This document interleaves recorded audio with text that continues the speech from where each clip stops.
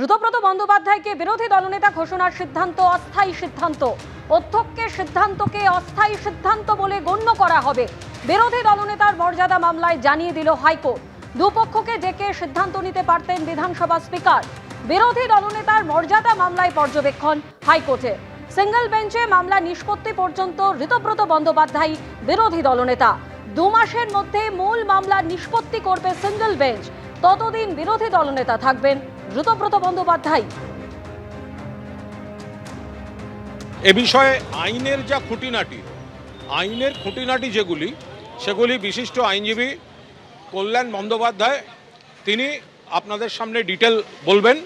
আমি শুধু এটুকু বলি, এই বিরোধী দলনেতা যে পদ্ধতিতে নিয়োগ হয়েছে এই পদ্ধতির বিরুদ্ধেই তো আমরা আবেদন করেছিলাম এবং আবেদন কিন্তু মান্যতা পেল। অর্থাৎ এটা যে স্থায়ী বিরোধী দলনেতা নয়, অস্থায়ী বিরোধী দলনেতা, ঠিকা বিরোধী দলনেতা, ঠিকা।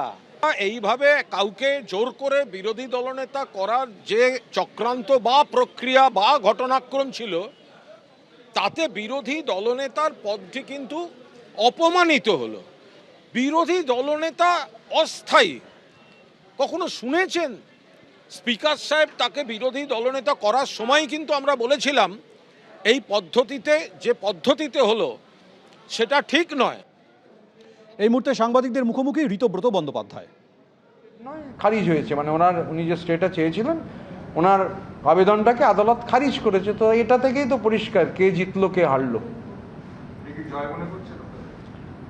দেখুন, বাংলার মানুষের ভোটে তো সরকার তৈরি হয়েছে।